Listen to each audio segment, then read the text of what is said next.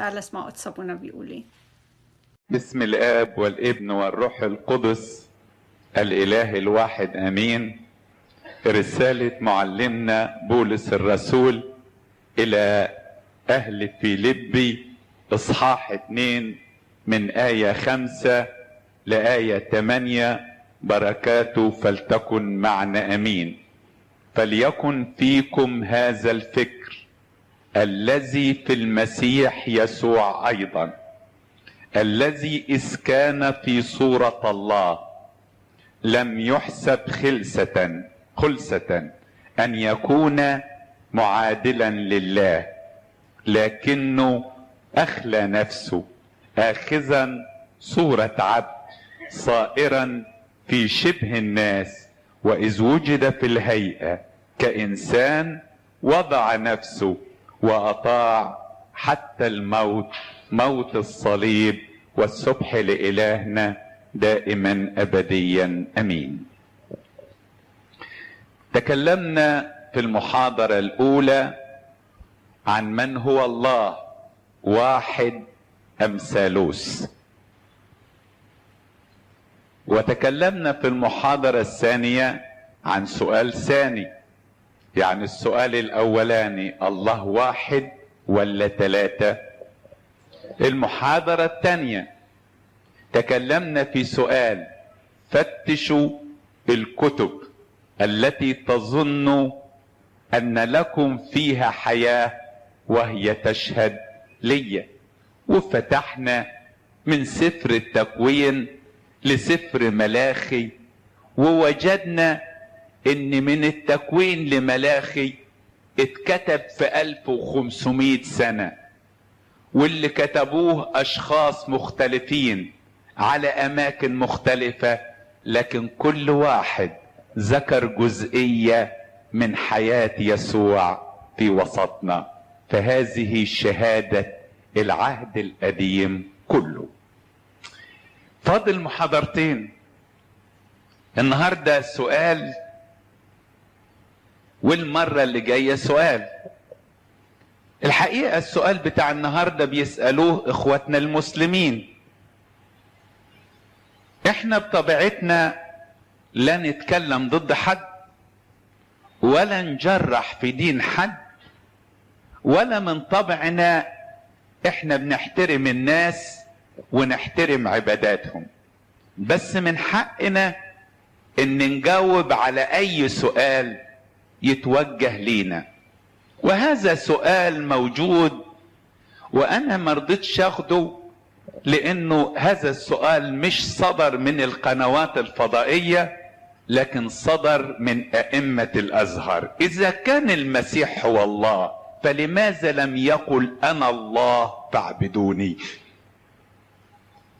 هذا السؤال هنجاوب عليه النهاردة، وهنجاوب على سؤال تاني المسيح يسوع سأله المرة اللي جاية، ونبقى كده ختمنا موضوعنا على اساس يبقوا 4 عظات للإجابة على كل الشبهات الموجهة للإيمان المسيحي. بعد كده نرجع لسفر التثنية وللقداس الإلهي. اولا السؤال بيتسأل ليه المسيح ما قالش انا الله فاعبدوني؟ فيليبي يسوع بيجاوب على هذا السؤال، بيبين ان انا جاي من اجل مهمة معينة. لما جه المسيح ما جاش لناس وثنيين عشان يقول لهم انا الله فاعبدوني، لا، ده جاء لناس بيعبدوا الله الواحد. جاي لليهود، جاء الى مين؟ الى خاصته. فمش هو جاي لليهود عشان يقول انا الاله الواحد اعبدوني، لكن ده جه من اجل مهمة الخلاص. وعلشان يتمم مهمة الخلاص كان لابد ان الخلاص يتم بالموت. ليه؟ لان الانسان ربنا قال له يوم ان تأكل منها موتا تموت. والله لما يقول كلمة السماء والأرض تزولان، لكن حرف واحد من كلام الله لا يزول. لما أكل آدم صدر عليه الحكم بالموت، والموت مش خروج الروح من الجسد، الموت هو الانفصال عن الله. وفعلا يوم ما أكل آدم وحواء انفصلوا عن الله، والروح خرجت من الجسد بعد 930 سنة، لكن من أول ما أكلوا على طول اطردوا من الجنة، المكان اللي بيتقابلوا فيه مع الله. وهنا كان لابد ان ادم يموت، وهذا حكم العدل.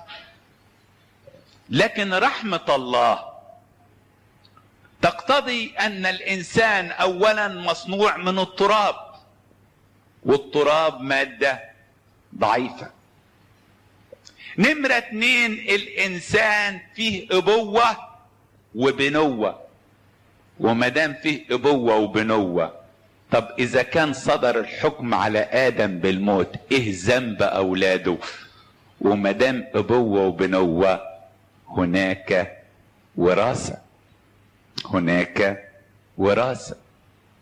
يمكن اخواتنا المسلمين بيقولوا لا احنا لم نرث خطية ادم. اقول له طب اتولدنا ليه بره الجنة؟ وليه الطفل بيموت؟ ايه ذنب الطفل اللي بيموت لو الخطية الجدية ما ورثناهاش؟ لما قال لآدم انت تراب والى التراب تعود، صدر هذا الحكم على كل الخارجين من آدم. عشان كده الكتاب قال قد وضع للناس ان يموتوا مرة وبعد ذلك ايه؟ الدينونة.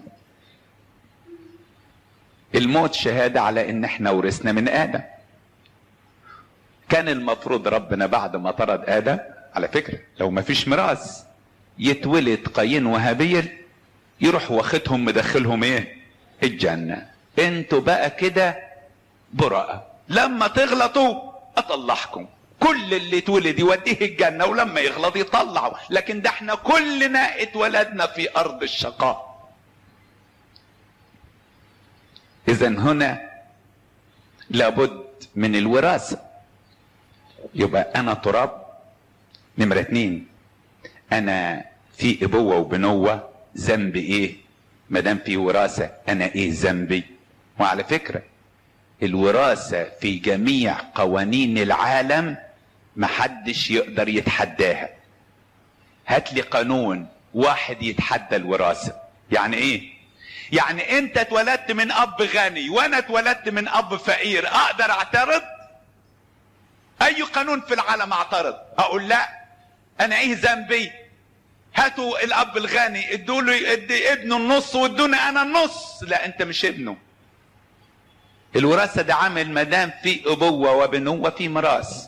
ابويا غني اورث الغنى، ابويا فقير اورث الفقر، ابويا مريض بورث منه المرض، ابويا صحته حلوه بورث منه الصحه الحلوه.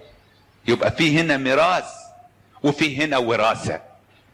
نمرة 3، الانسان لما سقط في الخطية سقط بغواية خارجية، لكن الثلاثة دول مش موجودين في الشيطان. اولا الشيطان مش من تراب، مخرج من ايه؟ مولود من نار، اقوى مادة النار اتصنع منها.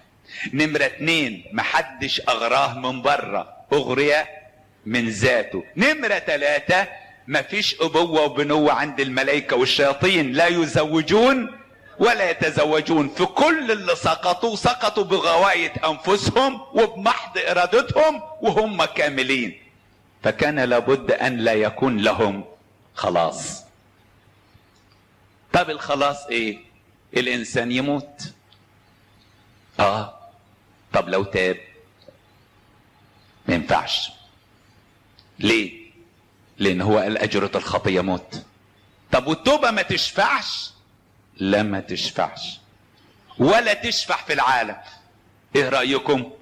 تصور واحد قتل واحد، وقف قدام القاضي وقال له يا سعادة القاضي انا بعترف ان انا قتلته وان انا مخطئ وان انا مجرم، وبقدم توبة نصوحة ومستعد اتنازل بكل من ممتلكاتي لاهل القتيل. هل يعطيه القاضي براءة؟ يقول له شوف يا ابني، تبت مش هتيجي قدامي، لكن لازم تدفع ثمن اللي انت عملته، لازم تدفع الموت. فلو بالتوبة بمجرد لو قال اجرة الخطية توبة، اول ما تتوب تتغفر خطيتك. لو قال اجرة الخطية عبادة، اول ما تعبد ربنا تتغفر خطيتك. لو قال اجرة الخطية صوم وصلاة وصدقة واعمال صالحة واعمال طيبة، بمجرد ما تعمل ده كله تتغفر خطيتك. لكن ما قالش كده، قال اجرة الخطية موت، يا انت تموت يا تدور لك على واحد يموت بدالك بس ما يكونش فعل خطية. ومش بدالك بس، بدل البشرية كلها. طب وهو ربنا كل ما اخطي يخلق لي واحد بلا خطية عشان يموت، واخطي خطية تانية يخلق لي واحد؟ ده انا في اليوم بسقط 70 مرة، والبشرية بتسقط كم مرة؟ انا عايز ذبيحة غير محدودة. فكان لابد ان يجي انسان، هذا الانسان بيقول عنه هنا، شوف بقى، بيقول اذ كان في صورة الله لم يحسب خلسة ان يكون معادلا لله. ايه اذ كان في صورة الله؟ الله يتميز بالخيال. الملائكة ما عندهمش خيال على فكرة. الانسان عشان صورة الله يتخيل. الله يمتاز بانه خالق، الملائكة ما بتخلقش. لكن الانسان بما انه صورة الله، الانسان خلاق.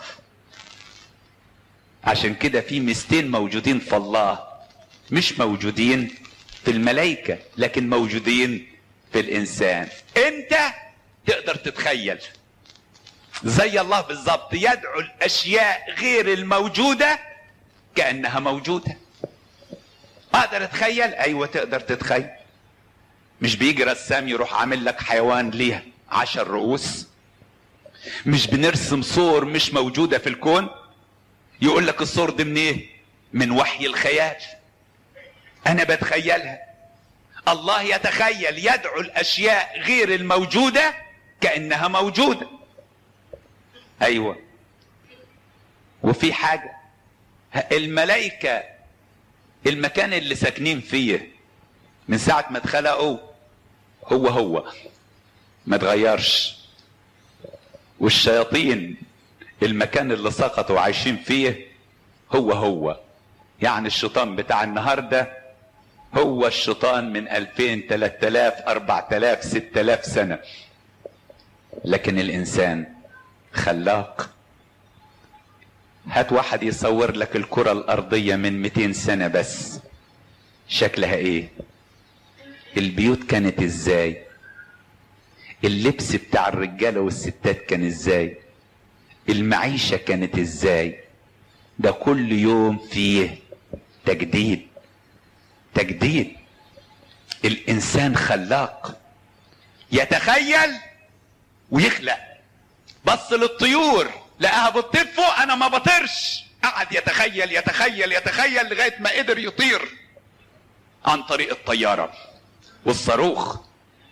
بص للاسماك لقاها بتنزل للقاع، اخترع الضفادع البشرية والغواصات. بص للحيوان لقى اسرع حيوان في الكون اللي هو الغزال يمشي 90 كيلو في الساعة، قال وانا اقدر امشي 150 و140. قدر يخلق. الانسان خلاق، يقدر يختلع. وربنا عشان خلقه على صورته قال له الكرة الارضية اخضعوها وتسلطوا عليها. قدر يتسلط الانسان، قدر يمسك الحيوانات. الاسد ده لو اسد جه وسطينا دلوقتي كلنا هيغمى علينا. عارف الانسان الضعيف قدر يمسك الاسد ويحطه في قفص ويجيب الاطفال تتفرج عليه. لما تروح جنينة الحيوانات تقدر تعرف مقدرة العقل البشري، ازاي التنانين العظام، الدب، الوحوش، وتقف كده وتتفرج وتقعد تاكل السندوتش وانت مستريح وهو محبوس قاعد يلف جوه مش قادر يعمل حاجة. ده انت اقوى من 100 راجل و1000 راجل. قال لكن الانسان اتاري مش بالعضلات، قدر بالعقل وبالحكمة يصطادني ويحطني ويصيرني. كلمة إذ كان في صورة الله يعني ربنا لما حب يتجسد قبل ما يخلق الكون ابتدى يتخيل صور ويعملها. عمل الملائكة، عمل الطيور، عمل الحيوانات، عمل الأسماك، عمل الزحافات. دي الصور. بعد ما عمل ده كله قال ولا واحد من دول أرضى أتجسد فيه. لو حبيت تظهر يا رب تعمل ايه؟ قال اعمل كائن اسميه انسان، ليه عينين، مناخير، ودان، شكله كده، احطه. وانا عايز اولاد فاعمل له عروسة برضه من نفسه تطلع منه، مش اخلقها لوحديها، عشان يبقوا الاتنين جسد واحد وعظم واحد ولحم واحد وفكر واحد. اتاري لما خلق ادم على صورته يعني على صورة المسيح قبل التجسد، لانه هو هيتجسد في هذه الصورة. لما ادم بوظ الصورة لابد ان الاصل يجي ويورينا الصورة، صورة الله. اخلى نفسه، كلمة اخلى نفسه يعني خبى لاهوته. جاي تخبي لاهوتك ليه؟ جاي اخبي لاهوتي علشان ابقى انسان وموت. انا جاي من اجل الموت. من اجل هذا العهد كان بينه وبين موسى تابوت العهد، صندوق ميت، جاي اموت. طب لما يجي المسيح ويقول انا الله فاعبدوني، هيموت ازاي؟ ده الكتاب المقدس بيقول لو عرفوا لما صلبوا رب المجد. ده لما هم عرفوا ولا الشياطين عرفوا. الشياطين كانوا بيتشككوا، ساعة يقول هو وساعة يقول مش هو، وكان دايما السؤال اللي على لسان الشيطان ان كنت ابن الله، ان كنت ابن الله.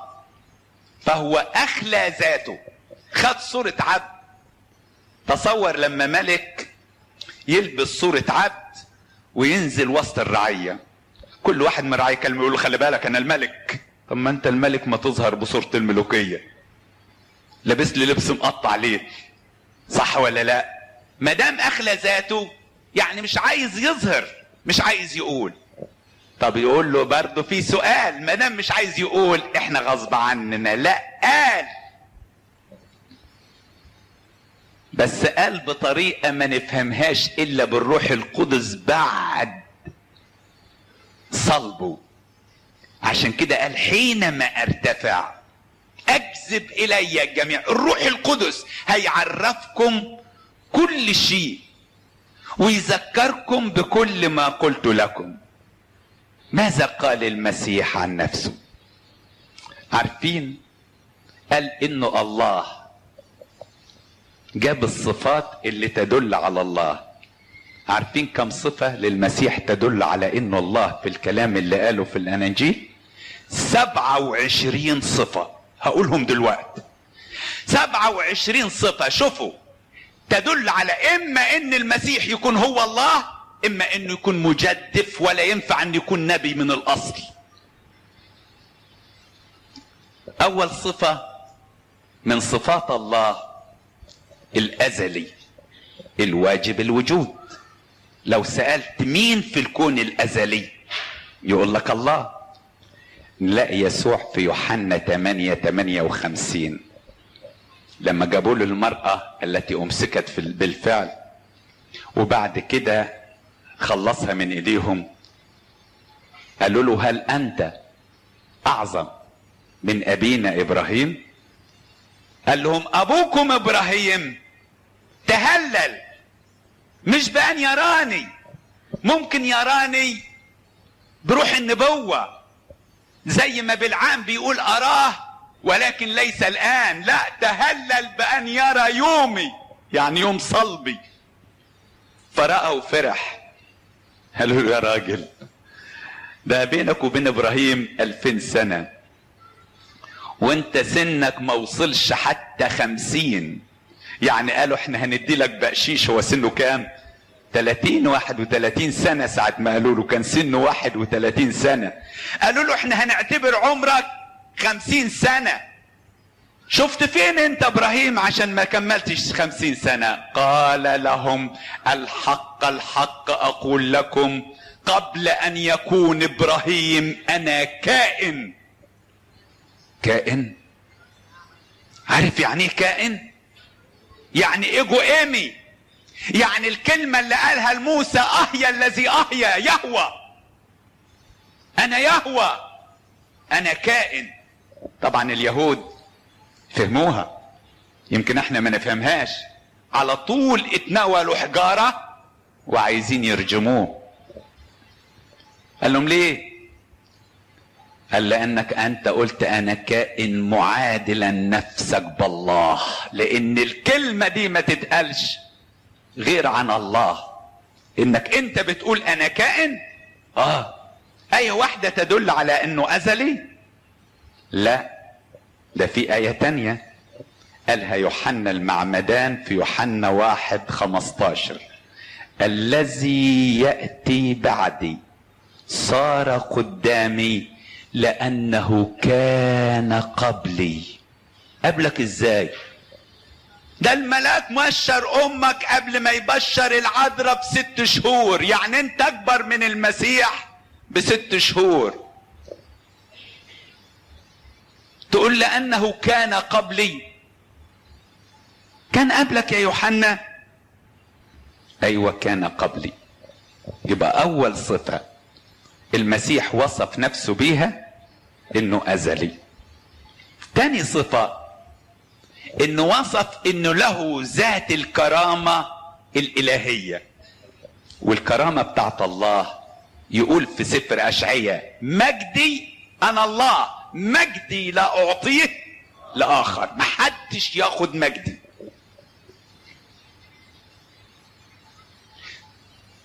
وموسى قال له ورينا مجدك، مش قال له عايز اشوفك، قال له ورينا مجدك. عايز فرده قال له ايه؟ لا يستطيع انسان ان يراني انا ما بقولكش عايز اشوفك، انا عايز اشوف مجدك. ما انا ومجدي واحد، انا في مجدي ومجدي فيا. مجدي لا اعطيه لاخر. ومين مجدك ده؟ يقول عنه بولس في العبرانيين كلمنا في ابنه الذي هو بهاء مجده ورسم جوهره. ويوحنا الحبيب يقول عن المسيح لما تجسد يقول له ورأينا مجده، مع ان الله لم يره احد قط، لكن المجد تجسد، يعني الله اخفى ذاته في اللاهوت. فبيقول ان له ذات الكرامة الالهية. فين؟ مريض بيت حسدة اصحاح 5 يوحنا 23. عارف يقول لك ايه؟ لكي يكرم الجميع الابن كما يكرمون الاب. ايه رأيك؟ في حد يجرؤ من الانبياء يقول اكرموني زي ما بتكرموا الله؟ يكرم الجميع الابن كما يكرمون الاب، يعني انا والاب واحد ويكرموني زي ما بيكرموا الاب. طب يقول اكرموني بعد ما تكرموا الاب، او اكرموا الاب وانا خدوني معاه. لا، يكرمون الابن كما يكرمون الاب. بل استطاع ان يقول نمرة 3 انه ابن الله الوحيد. خلي بالك، الله دعا اسرائيل ابنه، قال اسرائيل ابن البكر، احنا اولاده، لكن يقول ابنه الوحيد. طب والباقي؟ وكلمة الوحيد اسمها امونو جانيس، يعني الوحيد الجنس. الكلام ده قالوا نيقوديموس يوحنا 3:16، لأنه هكذا أحب الله العالم حتى بذل ابنه الوحيد لكي لا يهلك كل من يؤمن به بل تكون له الحياة الأبدية. يعني الأول عايزهم يكرموا الابن زي ما بيكرموك، وانت ابن الله الوحيد ما فيش غيرك. وكمان لا اللي أصعب منها بقى، قال انا والاب واحد. مش الاب وانا، لا، انا والاب واحد. يوحنا 10:25. بل حينما سألوا فيلبس يا احبائي قال له أرنا الاب، قال انا والاب واحد. مش الاب وانا، لا، انا والاب واحد. يوحنا 10:25. بل حينما سألوا فيلبس يا احبائي قال له أرنا الاب وكفانا. مين اللي بيسأل السؤال ده؟ فيلبس. خلي بالك ان فيلبس من اول ما شاف المسيح عرف انه المسيح. عارفين قال ايه لنسنائيل؟ قال وجدنا المسيح الذي كتب عنه موسى والانبياء. يعني بيعترف ان ده المسيح. قال له بقى انا من اول يوم شفتك امنت بيك وعرفت انك انت المسيح او المسيح، وعرفنا ان كل اللي بيقوله موسى ينطبق عليك. ليا طلب واحد، ورينا الاب وكفانا. انا معكم زمان هذه مدته يا فيلبس ولم تعرفني. انا مش بتكلم عنك. طب ما انا في الاب والاب فيا. من رآني فقد رأى الاب، من رآني فقد رأى الاب. خلي بالك، فكيف تقول انت ارنا الاب؟ ازاي تسأل السؤال ده؟ انا والاب واحد. يبقى ده اعلان اما ان يكون المسيح هو الله او ان يكون مجدف. بل استطيع ان اقول من الذي يعطي الحياة غير الله؟ حد يقدر يوهب الحياة للبشر؟ ده سؤال. الله هو الذي يحيي ويميت، ده باعتراف الديانات الثلاثة. عارف المسيح يقول ايه في يوحنا 10:27؟ الحق الحق اقول لكم تأتي ساعة وهي الآن حينما يسمع الأموات صوت ابن الله والسامعون يحيون. ده بيتكلم على موت الخطية. خلي بالك، الأموات كل ميت بالخطية يسمع صوت الله يحيا. يحيا يعني يأخذ حياة. عارف كلمة يحيا دي جت فين؟ جت في الحية بتاعت موسى لما قال له كل واحد تلدع حية ينظر إلى الحية يحيا، يعني ياخد حياة. وكما رفع موسى الحية هكذا ينبغي أن يرفع ابن الإنسان. طب تيجي تقول يسمع صوته ياخد حياة، يمكن هو بينقل الحياة من الآب. لا، ده في حاجة تانية، إن هو في آخر الأيام اللي هيقيم كل الموتى. إيه رأيكم؟ يوحنا 5:28 و29 يقول ايه؟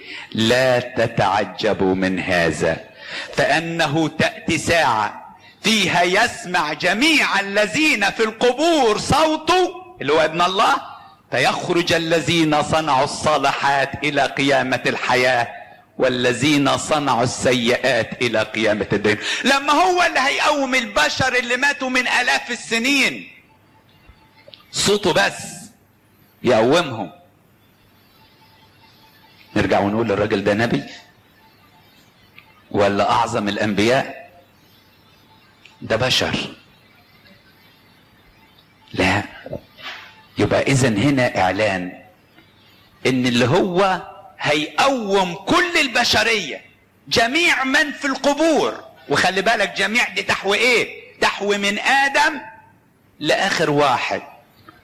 تصور ناس ماتت من 5000 من 4000 سنة، دفنوها، تحولت الى تراب، خدوا التراب وعملوه بيه حاجات.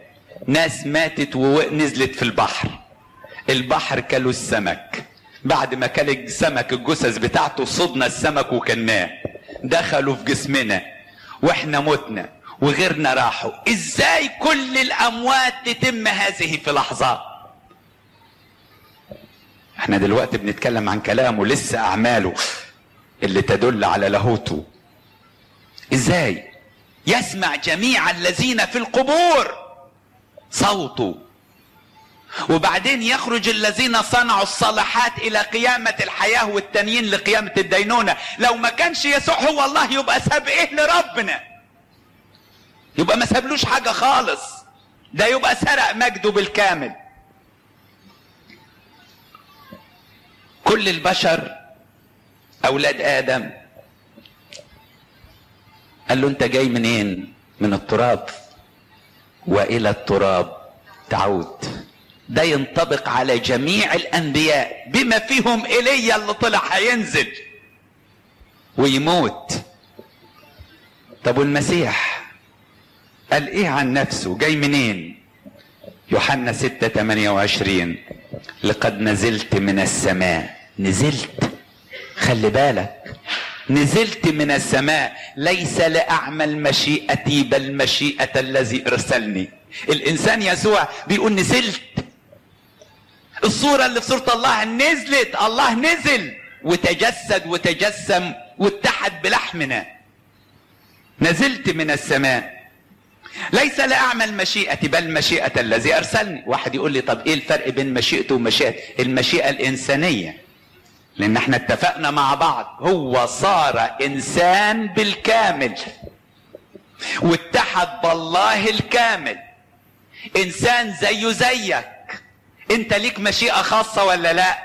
ليك، هو ليه مشيئة خاصة انسانية. بس المسيح لو نفذ مشيئته مش هيعمل غلط، لانه شبهنا في كل شيء ما عدا الخطية. لكن حتى مشيئته الانسانية الصح ما عملهاش. ايه المشيئة الصح؟ ان يموت. ما هو ما غلطش عشان يموت ويخرج ويطلع على الصليب العار ويقول غطى الخجل وجهي، غطى الخجل وجهي، لان الصلب كان بيتم. انا مرة قلتها الناس قامت ضدي، يتم عريان خالص، طبعا قيل ضدي وقال لا دي اهانة للمسيح. قلنا لا، المسيح بيحطوا له الجزئية دي. لكن كلمة غطى الخجل وجهي، لان ادم اول ما اتعرى قال سمعت صوتك فخشيت لانه عريان اختبأت. خشيت يعني خجلت، يعني اتكسفت. ويوحنا لما يتكلم يقول لك قسموا ثيابه 4 أقسام وعلى قميصه ألقوا قرعة. طب ايه الثياب اللي اتقسمت 4 أقسام؟ سابوا له ايه؟ فاضل له ايه؟ لكن احنا بنمشي مع رأي كنيستنا. كنيستنا قالت ان مستور يبقى مستور، دي دراسة وده موضوع تاني. لكن هنا يا احبائي نجد المسيح مشيئته ان ممكن يرفض الصلب، وهيورينا انه هيرفض. عنده سلطان انه يرفض وعنده سلطان انه يقبل، هنشوف سلطانه. لكن هنا يقول لك مشيئة الذي ارسلني، لان اللي ارسله قال له انت لما تتجسد وتاخد انسان تموت من اجل البشرية قال له ايوه، اطاع حتى الموت، موت الصليب. عشان كده قال ان جه من السماء. بل في يوحنا 3:13 قال ايه؟ قال لنيقوديموس ليس احد صعد الى السماء، خلي بالك من الآية، الا الذي نزل من السماء ابن الانسان الذي هو فين؟ في السماء. في السماء وفي الارض. قال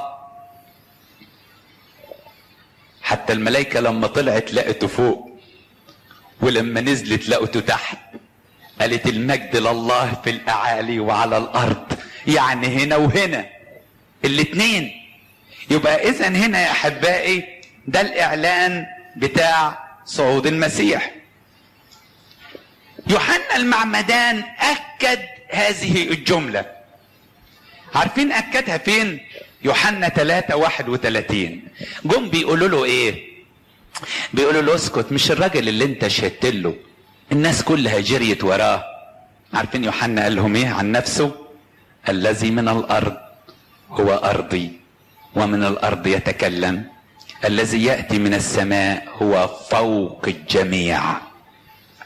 طب يوحنا نبي اعظم مواليد النساء، فاذا كان هذا النبي اعظم المواليد وبيقول على نفسه ارضي، وجاي المسيح يقول جاي من فوق وهو فوق الجميع. بل استطيع ان اأكد ان ميخا 5:2 لما تنبأ نبوة بيت لحم، اما انت يا بيت لحم ارض افراته، وانت صغيرة ان تكوني بين الوف يهوذا، منك يخرج لي. ده عن مين؟ عن المسيح الذي يكون متسلطا على اسرائيل ومخارجه منذ القدم، منذ ايام الازل. مين الازلي ده؟ مين الازلي؟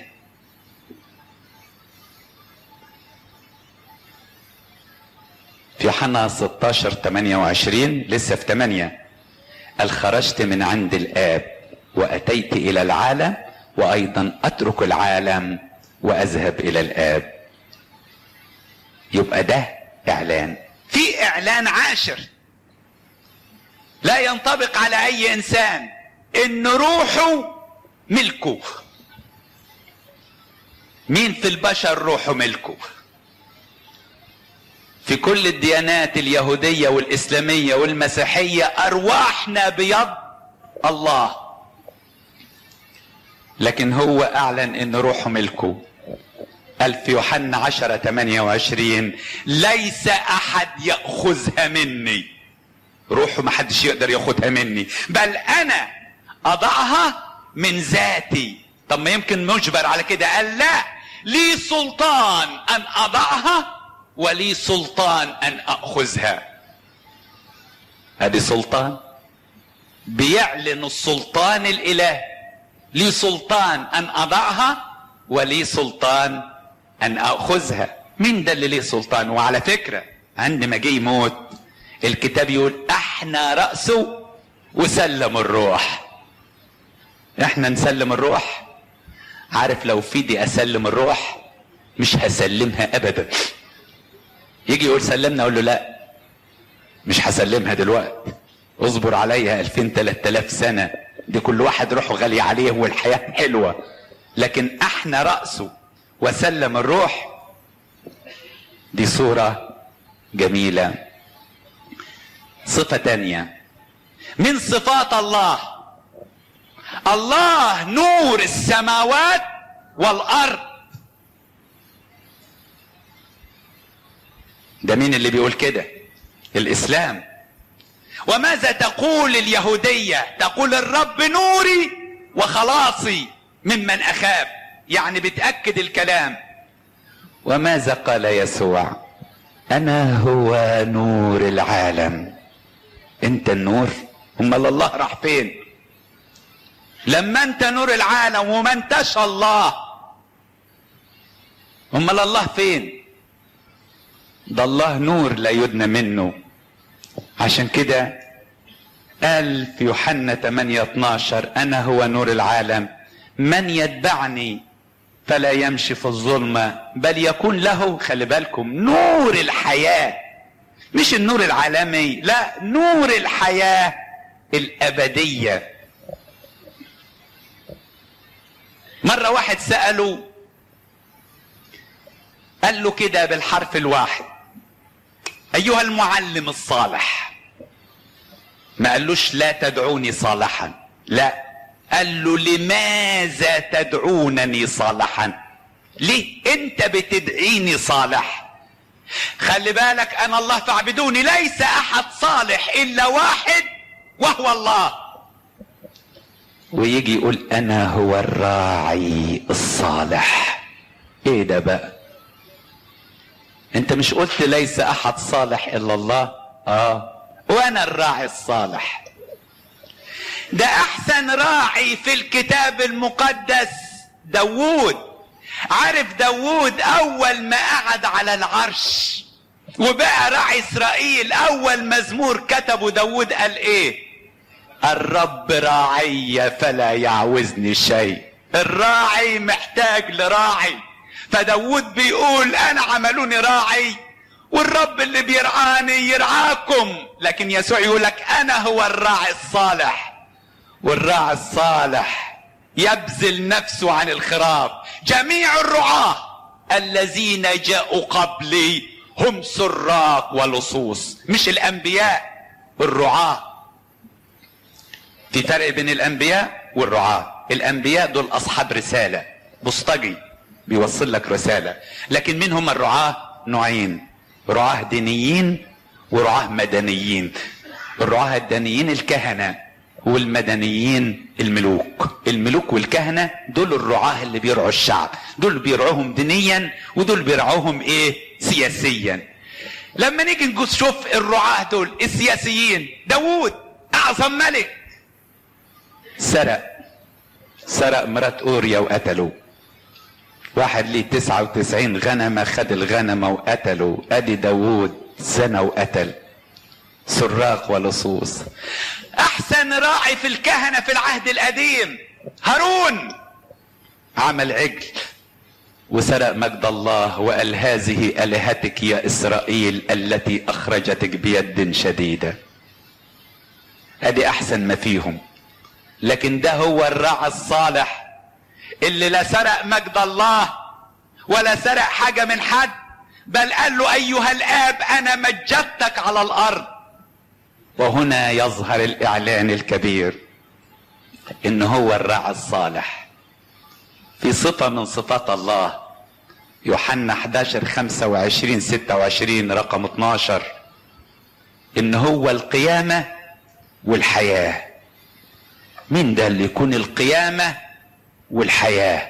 انا القيامة والحياة. من امن بي، مش من امن بابي، من امن بي ولو مات فسيحيا. الله الله الله الله. ده انت لو ما انتش الله يبقى لغيت الله باستيكة.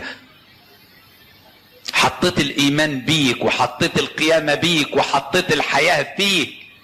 من امن بي ولو مات فسيحيا.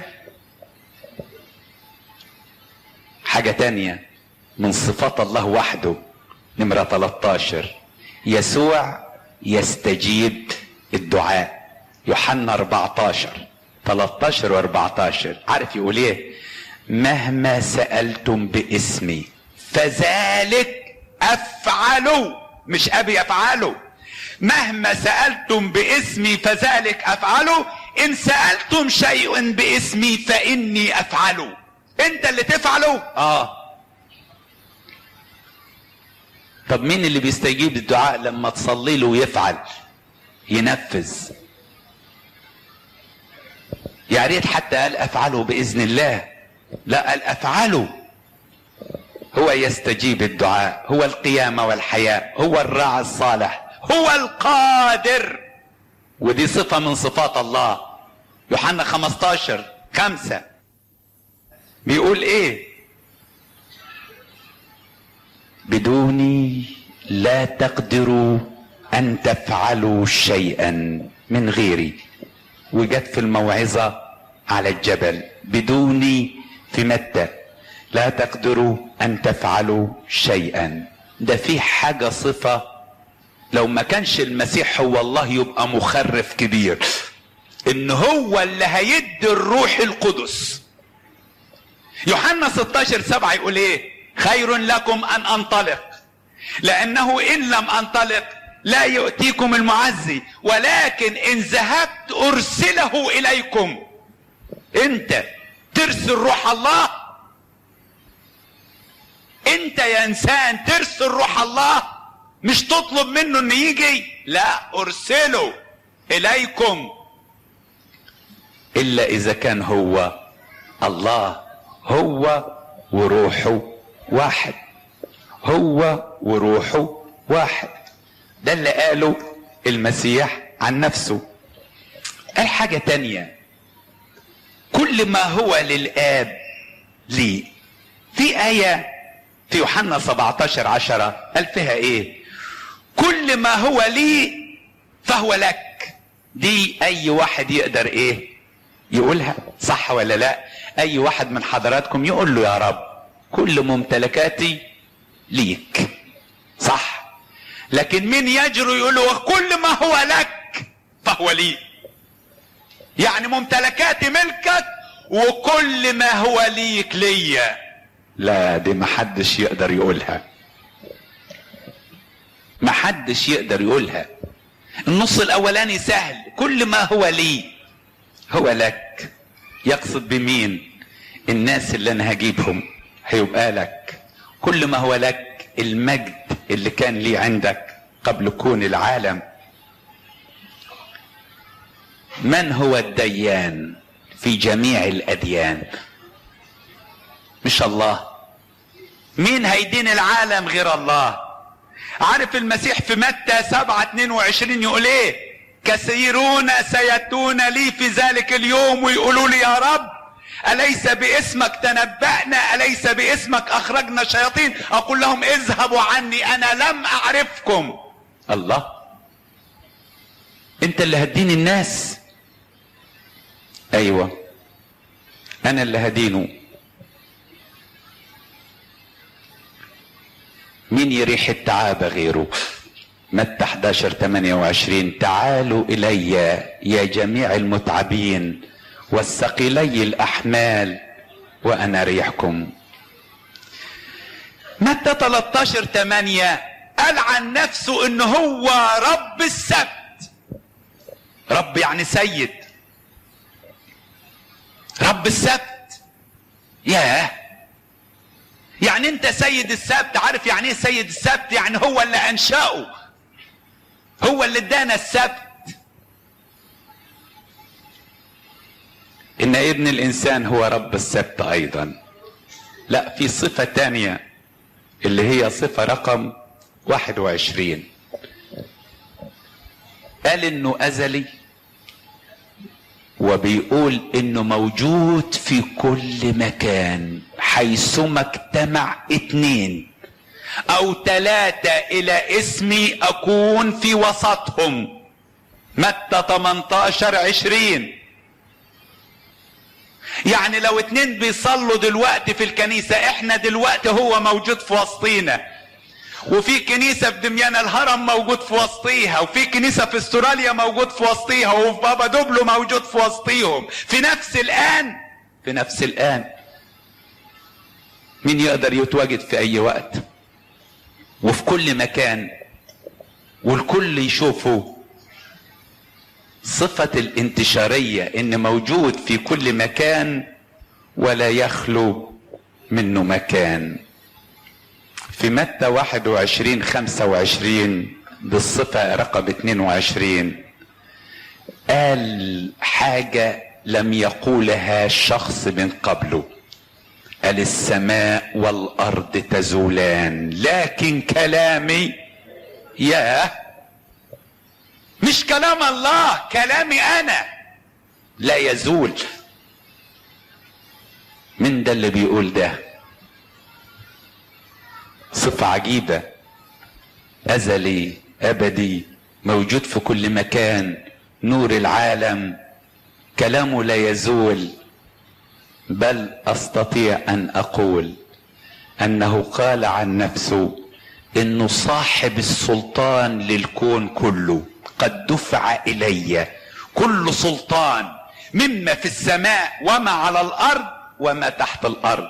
حتى 28-18 دفع الي كل سلطان مما في السماء وما على الارض وما تحت الارض. صفته خد السلطان. طب سبت ايه لربنا لما السماء سلطانها بقى في ايدك، والارض سلطانها بقى في ايدك، والشياطين سلطانها بقى في ايدك؟ طب سبت لله ايه؟ سبت لله ايه؟ موجود في كل مكان، حيثما اجتمع 2 أو 3.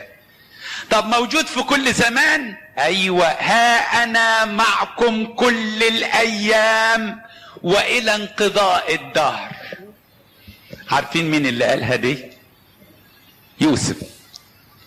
يوسف قال ايه لاخواته في اخر الايام؟ ما تخافوش، انا هعولكم واعول اولادكم من بعديكم. وبعديها يقول لك مات يوسف وقام ملك ما يعرفش يوسف زلهم.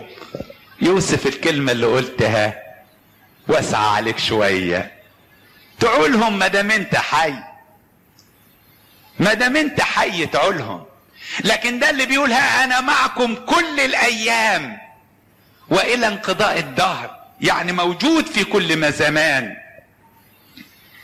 بالاختصار قال عن نفسه في سفر الرؤيا انا هو الالف والياء، البداية والنهاية، وكنت ميتا وها انا حي.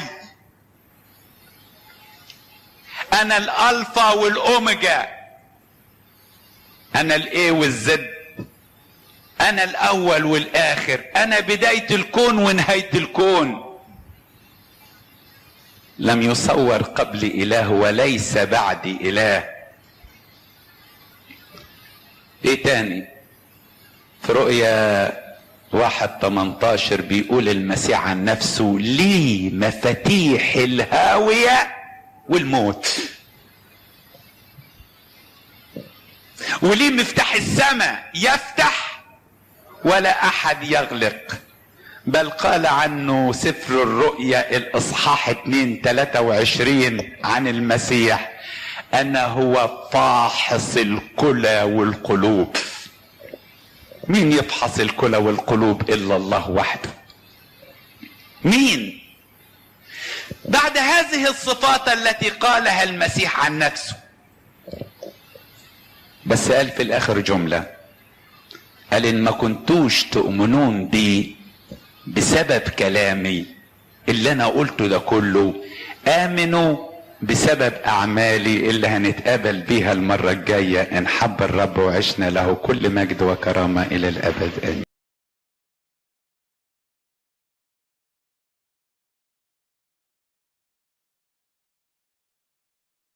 بسم الاب والابن والروح القدس الاله الواحد امين. نقف لسماع جزئية من انجيل معلمنا يوحنا اصحاح 14 من آية 8. بركاته فلتكن معنا امين. قال له فيلبس يا سيد أرنا الآب وكفانا. قال له يسوع أنا معكم زمانا هذه مدته ولم تعرفني يا فيلبس؟ الذي رآني فقد رأى الآب، فكيف تقول أنت أرنا الآب؟ ألست تؤمن إني أنا في الآب والآب في؟ الكلام الذي أكلمكم به لست أتكلم به من نفسي، لكن الآب الحال في هو يعمل الأعمال. صدقوني إني في الآب والآب في، وإلا فصدقوني لسبب الأعمال نفسها. الحق الحق أقول لكم من يؤمن بي فالأعمال التي أنا أعملها يعملها هو أيضا ويعمل أعظم منها، لأني ماضي إلى أبي. ومهما سألتم باسمي فذلك أفعله ليتمجد الآب بالابن. إن سألتم شيئا باسمي فإني أفعله، والمجد لإلهنا دائما أبديا أمين. بدأنا موضوعنا في 3 عظات، والنهاردة خاتمة الموضوع العظة الرابعة. وكان سبب هذا الموضوع سؤال قدم على صفحات الجرايد: إذا كان المسيح هو الله فلماذا لم يقل في الإنجيل أنا هو الله فاعبدوني؟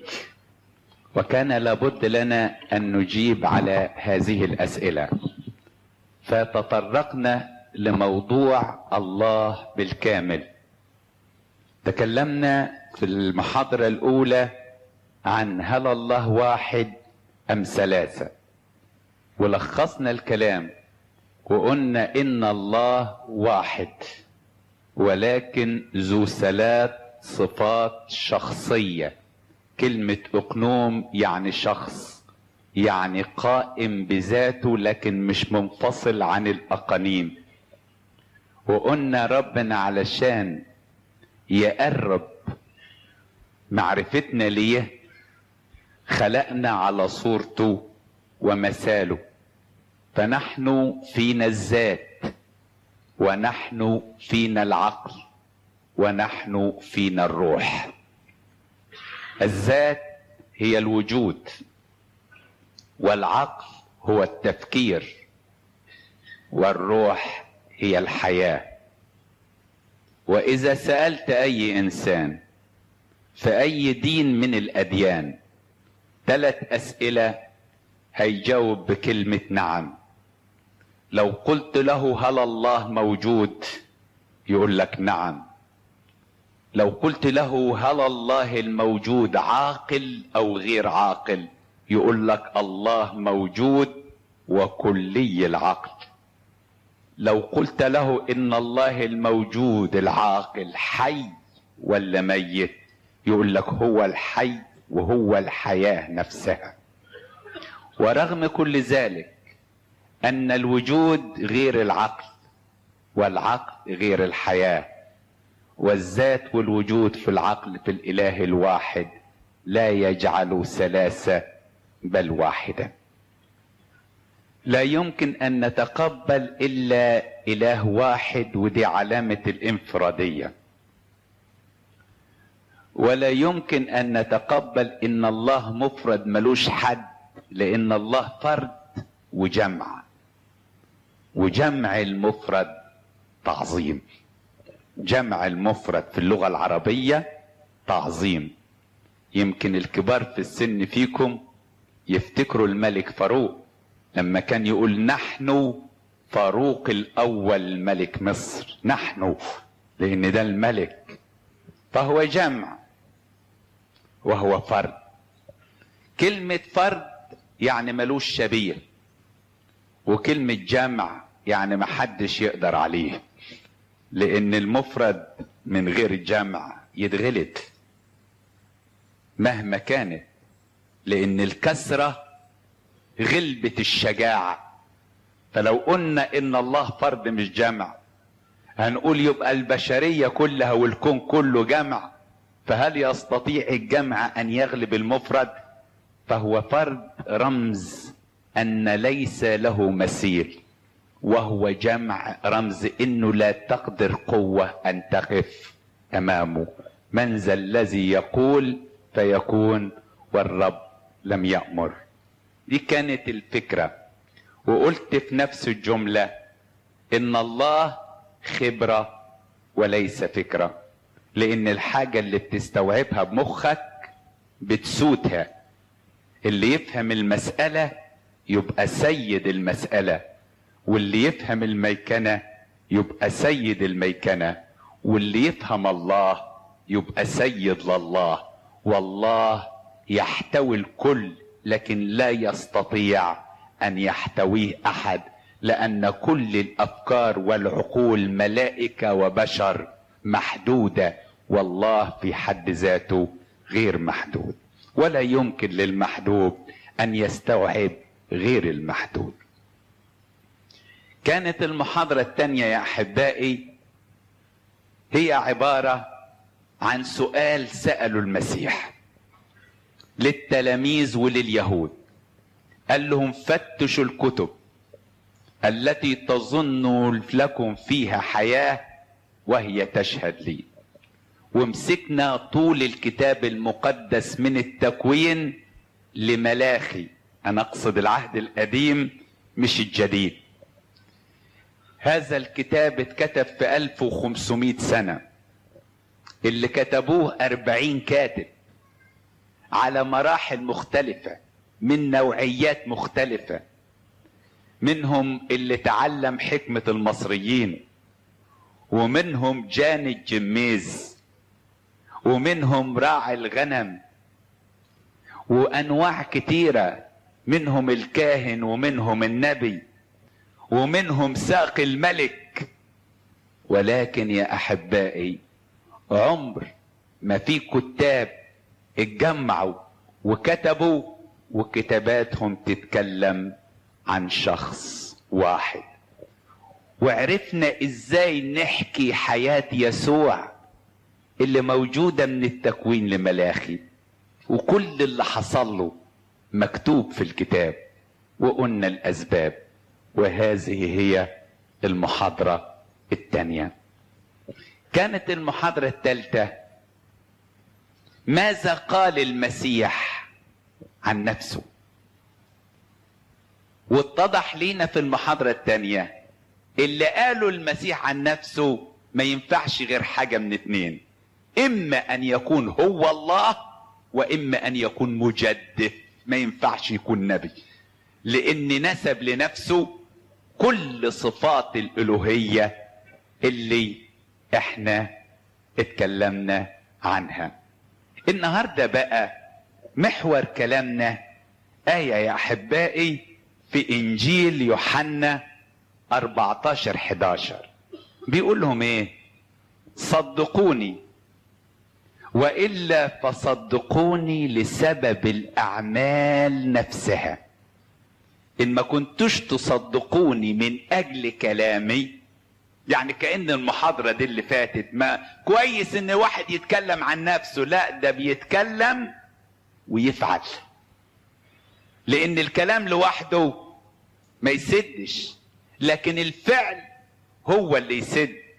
أفتكر كلمة قالها غاندي، كلمة جميلة جدا قبل ما يموت. قال كل كلمة تكلمت بيها ولم أفعلها اشطبوها من سفر حياتي.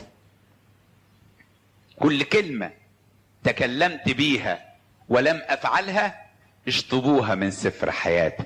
والمسيح تكلم كل كلام، بل سلك كل السلوك، بل عمل كل الأعمال التي تثبت ألوهيته. أحبائي سلوكه وكلامه وحياته تتضح من قوله: من منكم يبكتني على خطية. وأيضا إثباتا لذلك الروح القدس يقول عنه: شابهنا في كل شيء ما عدا الخطية.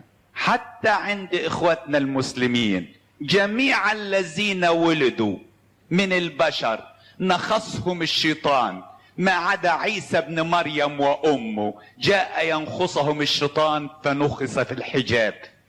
فهو إعلان يوضح أنه وجيها في الدنيا ووجيها في الآخرة. وجاهة الدنيا يعني بلا عيب، ووجاهة الآخرة بلا عيب. ولكننا ندخل إلى آية أخرى مش كلامه، أعماله. الآية دي إيه؟ قالها يسوع في يوحنا 15 لما جه يتكلم ضد اليهود. عارفين قال إيه؟ لو لم أكن قد عملت بينهم أعمالا لم يعملها أحد غيري لم تكن لهم خطية. إيه رأيكم؟ المسيح بيقول لو لم أكن عملت لهم اعمالا ما فيش حد لا سبقني ولا هيتبعني يعملها لو لم تكن لهم خطية. وهذه الآية تجعلني أن أدخل ل8 أعمال من أعمال المسيح يسوع، ونقف قدام كل عمل وهنشوف تركات بسيطة. انتوا لما بتقروا المعجزة بس، لكن في تركات بسيطة تبين بصمة الله في المعجزة. أول عمل عمله المسيح تطهير الأبرص. تطهير الأبرص دي أول معجزة ذكرت في إنجيل متى. ولما نيجي ندخل لتطهير الأبرص نلاقي إن مرض البرص مرض بشع جدا، لدرجة إن في سفر العدد إصحاح 12 آية 12 عارف بيقول ايه عن البرص؟ الإنسان الأبرص يجعل صاحبه كالميت الذي أكل نصف لحمه. ايه رأيك؟ البرص يجعل صاحبه كالميت الذي أكل نصف لحمه. دي قالوها على لما مريم أخت هارون طلعت برصة، فقالوا له ده البرص بيخلي الإنسان يبقى عامل زي الميت اللي كان نص لحمه. وكلمة كان نص لحمه يعني مين الميت اللي ياكل نص لحمه؟ فاهمينها ولا لا؟ اللحم بتاعه عفن وفسد ووقع قد أنتن. فالبرص زي الراجل اللي أنتن. لم يقوم أحد بإجراء معجزة شفاء أبرص مثل ما فعل يسوع. ليه؟ لأن في سفر اللاويين ربنا حط إصحاحين كاملين عن البرص 12 و13، وقال إن الراجل الأبرص أي إنسان أيا كانت رتبته يلمسه يتنجس. لا كاهن يقدر يلمسه، ولا نبي يقدر يلمسه، ولا أي شخص يقدر يلمسه. وكان هذا المرض بيشوه الصورة ويشوه الشكل أمام الناس. عشان كده نلاحظ إن ملك أرام بعت نعمان السرياني لملك إسرائيل. كان في بنت خدوها من بني السبي، فقالت لستها ده عندنا نبي اسمه أليشع بيعمل معجزات ياما، عارفة لو سيدي راح له هيشفيه، لو سيدي راح له هيشفيه. فراح نعمان السرياني قال لملك أرام، قال له اديني جواب. هو ده قائد الجيش نعمان السرياني، خد من الملك جواب وراح لملك إسرائيل اداله الجواب.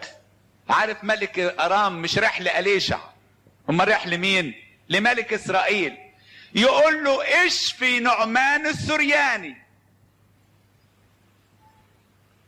ماذا قال ملك إسرائيل؟ خلوا بالكم ملوك الثاني 5:7.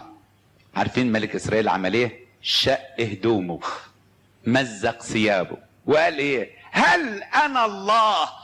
خلي بالك، هل انا الله لكي اميت واحيي حتى ان هذا يرسل لي ان اشفي رجل من برصه؟ يبقى شفاء البرص لا يقوم به الا الله الذي يميت ويحيي. طب مين هيشفيه؟ روح لأليشع. وهو ماشي رايح لأليشع، أليشع بعت له واحد قال له ما تجيش. ما جيش؟ مش انت قلت اللي بعته؟ ايوه ابعته بس ما تجيش. روح اغطس في الاردن 7 مرات. قال ايه الكلام الفاضي ده؟ الراجل يقول ابعتهولي وانا رايح له في السكه، وفي وسط السكه يجيني مرسال مش يا ريت اقف على بابه يجيني مرسال بيقول لك ما تجيش روح اغطس في نهر الاردن، ما احنا عندنا نهر دجله والفرات والانهار الكبيره ممكن كنت اغطس فيها. هو ده اللي قدر عليه. امال كنت عايز ايه يا نعمان؟ انا كنت افتكر يطلع ويمشي ايده، ده اول ما يلمسك أليشع يتنجس زيك، يبقى نجس زيك. هذه الصورة الاولى التي يذكرها الكتاب.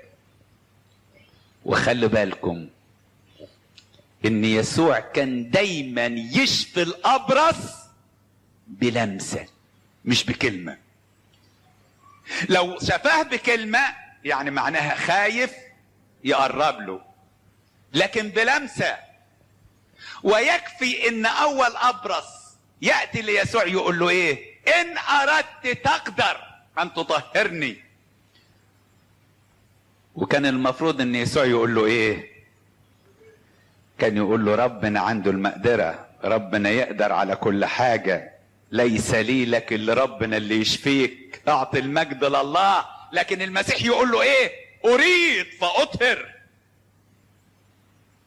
من يستطيع ان يفعل هذا؟ من يستطيع يا احبائي ان يفعل هذا ويطهر الابرص يا احبائي من برصه؟ محدش يقدر يطهر البرص من برصه. ودي كانت اول نوع يبين ان عمل يسوع عمل انفرادي ليس له مثيل في البشرية. يعني حتى أليشع، يا ريت أليشع طلع وكلمه، ده مرضيش يطلع ولا يخليه يوصل لغاية باب بيته، بعت له في السكة يقول لك وفيما هو في الطريق، بعت له أليشع رسول وقال له تكلمه من بعيد اوعى تقرب ناحيه، روح اغطس واشمعنى اغطس في الاردن؟ قال اصل اللي هيجي ويشيل خطية وبرص العالم كله ياخد نجاستنا ويطهرها، وياخد خطيتنا ويمحيها، ونبقى في المسيح. شوف الكتاب يقول لك ايه؟ لما غطس في 7 مرات طلع جسمه زي الطفل المولود غض جديد. ياه على الصورة. عشان كده يورينا ان احنا برضه هنطلع من المعمودية اللي بيرمز لها بالاردن نجاستنا كلها اتمسحت، وبقينا في المسيح يسوع خليقة جديدة، ونقدر نقول الاشياء العتيقة قد مضت، هو ذا الكل قد صار جديدا. نمرة 2، شفاء الامراض او المرضى. في انبياء كتار وقديسين شافوا مرضى، لكن شافوهم عن طريق الصلاة والتضرع. عارف كلمة يتضرع يعني ايه؟ يعني يتذلل لربنا، يتضرع لربنا. فكانوا يشفوا المرضى، ولكن شفاءهم كان بالصلاة والتضرع. اما يسوع فكان يشفي المرضى بسلطانه. ومش بس كده، لا، ده كان عنده المقدرة ان يعطي سلطانه للتلاميذ انهم يشفوا المرضى. طب تقول لهم انا هطلب من الاب يديكم سلطان زي ما انا خدت السلطان تشفوا المرضى زيي؟ لا، انا اللي اديكم سلطان. وحتى للكنيسة بعتنا نبشر وقال لنا اشفوا مرضى، طهروا برص، اقيموا موتى، اخرجوا شياطين، مجانا اخذتم مجانا اعطوا. والعجيبة سلطان يسوع في شفاء المرضى ما كانش متخصص في مرض واحد، لكن كان متخصص في جميع الامراض. يكفي متى اصحاح 4 آية 23 و24. عارف بيقول ايه؟ احضروا اليه جميع السقماء، سقم يعني مرضى، والمصابين بأمراض وأوجاع مختلفة، والمجانين والمصروعين والمفلوجين فشفاهم. ايه رأيك؟ كلام. ثم ان المسيح كان يشفي بعدة طرق. اول حاجة كان يشفي بالكلمة، يعني يقول للمريض شفاء، وكان يشفي بالكلمة زي ما شفى المفلوج اللي في مرقس 2:11، وزي مريض بيت حزدة اللي كان ليه 38 سنة. عارف يسوع كان يقول له ايه؟ قم واحمل سريرك وامشي. خلي بالك، اي مرض من الامراض لما الانسان يشفى منه، المرض بيكون تارك في الانسان اثار. فلازم لكل مريض ينال الشفاء ان تكون له فترة نقاهة، واكبر فترة نقاهة بعد عنكم لمرض الحمى. اللي بياخد مرض حمى الطب بيقول لازم بعد ما الفيروس او يتشال خالص وينتهي من الانسان وينال الشفاء، يقعد فترة نقاهة مدة 40 يوم. لكن نجد المسيح وقف امام حماة سمعان وانتهر الحمى، طرد الفيروس. طب بعد ما طرد الفيروس، دي ست مريضة والسخونية كلت في جسمها والحرارة بهدلتها، وقال لهم سيبوها كده تريح 2 3 لغاية ما تاخد. لا، فقامت في الحال وخدمتهم. ايه ده؟ ايه الجبروت ده؟ مين اللي يقدر يعمل كده؟ مين اللي ليه هذا السلطان ان يشفي بكلمة؟ عشان كده الكتاب يقول عن هذه المرأة ان بعد ما نالت الشفاء قامت وايه؟ خدمتهم. يعني ايه؟ يعني قعدت تخدم على الضيوف الليل كله. وانتوا عارفين الستات لما يقدموا الاكل ويغسلوا الاطباق ويتحدوا وسطهم لما يكون عندهم عزومة، وده البيت مليان من كل يعني بتاع 100 واحد موجودين بياكلوا وبيشربوا. يا عم انت جاي عشان تهدنا؟ ده انا لسه قايمه من المرض جديد، قولي لي ريح شويه وخلي البنات الصغيرين يخدموا. لا، يسوع المسيح يعطي شفاء ويعطي قوه. ايضا الرجل ذو اليد اليابسه شفاه بكلمه. طب في واحد اتشفى بكلمه ايده يابسه، عارفين مين هو؟ في ملوك الاول 13 يربعام ابن نباط كان واقف عند الهيكل بتاع العجل بيقدم ذبيحه، فجاله رجل الله واتنبأ عليه بالشر، قال له بيتك هيخرب وولادك هيموتوا والملك هينتزع منك. يربعام مد ايده علشان يمسك رجل الله، ايده يبست، نشفت في الحال. فيربعام صرخ وقال لرجل الله انا غلطت، سامحني، رجع لي ايدي. فيقول الكتاب المقدس صلى رجل الله وتضرع كثيرا للرب فشفاه. ده شفاه رجل الله، لكن ابو ايد يابسه شفاه الله الرجل، مش رجل الله، الله الذي اخلى ذاته واخذ صورة انسان او صورة عبد. عشان كده هنا يقول له مد ايدك، لا صلاة ولا تضرع. كان ايضا يسوع يشفي عن بعد مش عن حضور. في مزمور 107 آية 20 عارف يقول ايه عن الله؟ الرب ماله ارسل كلمته فشفاهم. بعتها بالريموت كنترول كده، ارسل كلمته فشفاهم من بعيد. وده عملها مع مين؟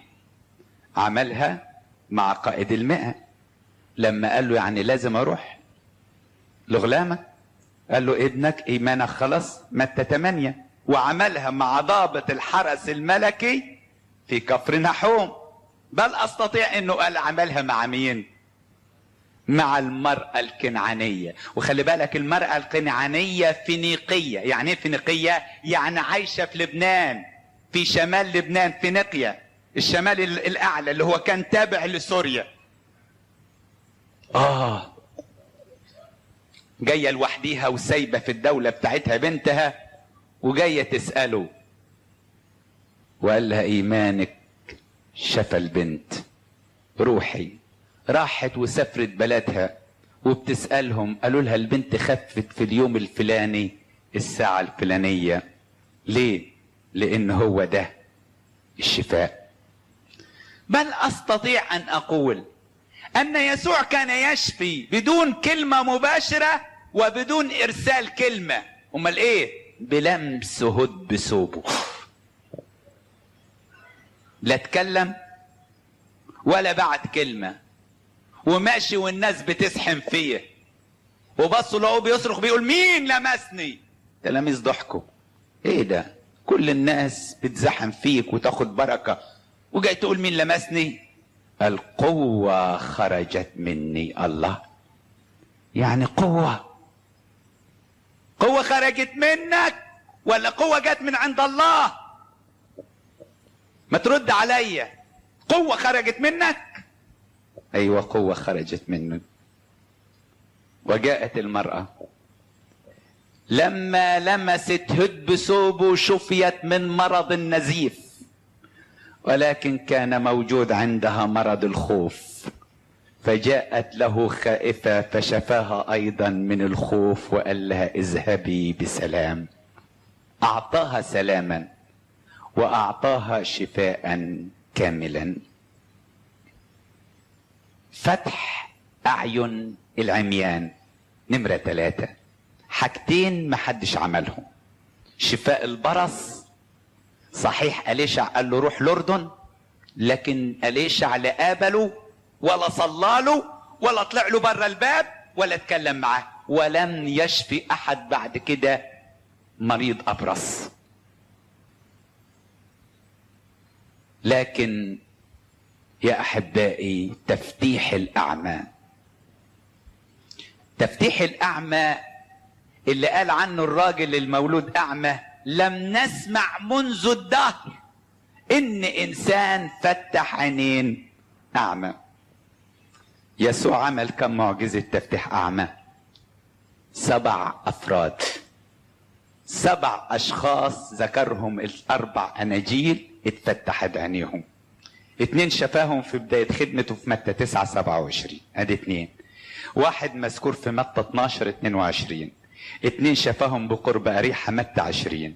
1 اللي هو أعمى بيت صيدا مرقس 8. والأعمى منذ ولادته يوحنا 9. 7 عميان.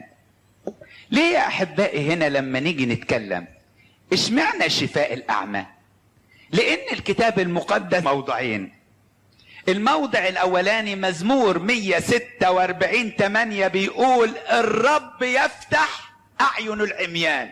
يعني ما حدش هيفتح عينين العميان غير الرب. ده أول آية. تاني آية موجودة في أشعياء 35:4 و5 يقول إيه؟ هو يأتي ويخلصكم حينئذ تتفتح عيون العمي. هو يأتي، مين المخلص؟ طب وايه العلامة؟ ان عيون العمي تتفتح. عشان كده يوحنا لما شك، على فكرة ما شكش في المسيح، شك في الرسالة، لان كان بيفتكر يوحنا ان المسيح جاي يخلصهم فعلا من الرومان، وعلشان كده قال انا هدخل السجن، واول ما يبتدي المسيح اول واحد هيطلعه من السجن انا. ولا طلع ولا سأل فيه. قال الله لما مش قادر يطلعني من سجن هرودس، امال هيخلصهم من قيصر روما ده ازاي؟ فبعت له يقول له انت هو ام ننتظر اخر؟ عارفين يسوع قال لهم روحوا وقولوا ليوحنا، اصل يوحنا دارس كتاب، اول حاجة ان العمي يبصرون، ويوحنا عارف ان الرب هو اللي يفتح اعين العمي. قبل ما يقول الموتى يقومون ولا البرص يطهرون، قال العمي اول حاجة العمي يبصرون.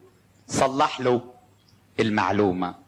لكن اليهود اللي كانوا واقفين افتكروا ان يوحنا شك في شخصه، فقال لهم ماذا خرجتم لتنظروا؟ انت تفتكروا يوحنا قصبة تحركها الريح، يعني ساعة بيكم ساعة عليكم، ساعة يؤمن بيا وساعة يشك فيا؟ لا، ده اعظم من نبي. الحق اقول لكم لم يقم في مواليد النساء من هو اعظم من يوحنا. يبقى هو ده الاعلان يا احبائي، هي دي الصورة. واحد يسألني سؤال، اشمعنى العمى لما تدرس في الطب، طبعا انا مش دكتور لكن قارئ، فلما تطلع في دائرة المعارف البريطانية تلاقي يقول لك اكبر جزء معقد في الانسان هو العين.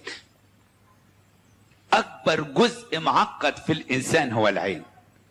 عارف بيقول لك ايه؟ الشبكية، تسمع على الشبكية اللي موجودة في قاع العين دي، بتبقى موجودة في مؤخرة العين، مليئة فيها ايه؟ مخروطات. عارف يعني ايه مخروط؟ مخروطات يعني زي ازاز مكسر كده، يمين شمال شمال يمين فوق تحت، يعني ايه؟ بالثابت. والمخروطات دي مربوطة بخيوط باوتاد. تتصور بيقول لك ايه؟ ان عدد المخروطات في العين الواحدة 6 مليون، وعدد الاوتاد 125 مليون. 6 مليون مخروطات و150، لان كل مخروط متربط بخيوط كتيرة واحدة. 6 مليون مخروطات. 125 مليون يسموها نبابية اللي هي اوتاد يعني، بس في اللغة يسموها ايه؟ نبوت. تتصور العين الواحدة فيها 125 مليون وفيها 6 ملايين. طب ايه رأيك لو جبنا اكتر واحد سريح فيكم وقلنا لنا عد 1 2 لغاية 125 مليون، وعد 1 2 لغاية 6 مليون، هيعدهم في مدة قد ايه؟ وده يعمل طين ويطلص عينيه ويقول له روح اغتسل، وهو ما فيش عينين من اصله. امتى تصنع الدي كلها؟ امتى تكون الدي كلها؟ لدرجة ان يقول لك ان الحدقة بتاعت العين مزودة باسرع عضلات في جسم الانسان. اسرع عضلات هي عضلات حدقة العين، والعضلات دي اسمها ايه؟ العصب البصري. وده ينقل الضوء، العصب ده في شكل نبضات للمخ، والمخ يترجمه لصورة في اقل من اللحيظة. من كتر تعقيدها ومن كتر غلاوتها يقول لك فلان غالي زي عينيا. العينين دي بالذات مين يقدر على هذا العمل؟ ان واحد يشفيه يفتح له عينيه، واحد يحط ايده على عينيه يبصر، واحد يطلص له عينيه بالطين ويقول له روح اغتسل فيغتسل ويرى. أليست هذه أحبائي صورة تدل على قوة لاهوته؟ من في العهد القديم فتح أعمى؟ بل أستطيع أن يسوع كل الأعمال دي ادها لبتوع العهد الجديد، لأنه قال الأعمال التي أعملها تعملونها وتعملون أعظم منها، لأنه هو العامل فينا برضو. العينين دي بالذات مين يقدر على هذا العمل؟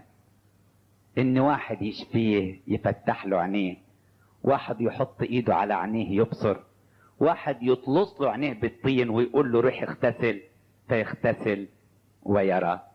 أليست هذه أحبائي صورة تدل على قوة لاهوته. من في العهد القديم فتح أعمى، بل أستطيع أن يسوع كل الأعمال دي اداها لبتوع العهد الجديد، لأنه قال الأعمال التي أعملها تعملونها وتعملون أعظم منها، لأنه هو العامل فينا برضه.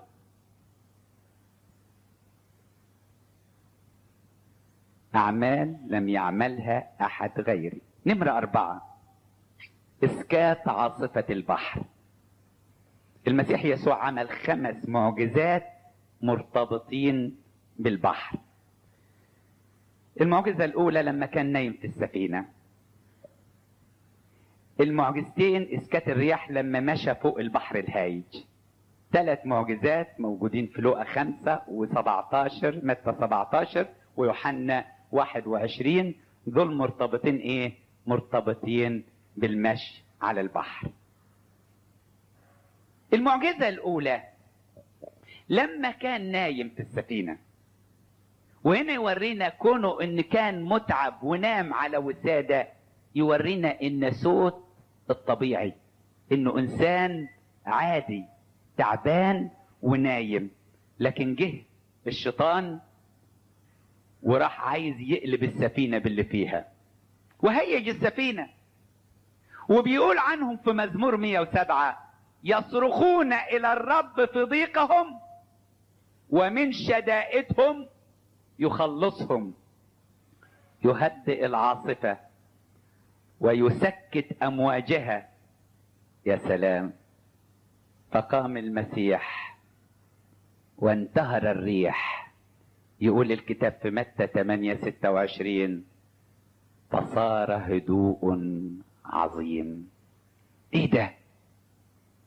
مين ده اللي هو ليه السلطان على المية؟ عايز اقول لكم حاجة. اللي درس لغة هيروغليفية، اللغة الهيروغليفية اول ناس كتبوا، من اول الناس اللي كتبوا الفراعنة، فكانوا يعملوا الحروف عبارة عن رسومات. فالعجيبة عند الفراعنة لما يعمل لك خط مموج كده ويرسم عليه رجل بني آدم، دي كلمة عارفين معناها ايه؟ مستحيل.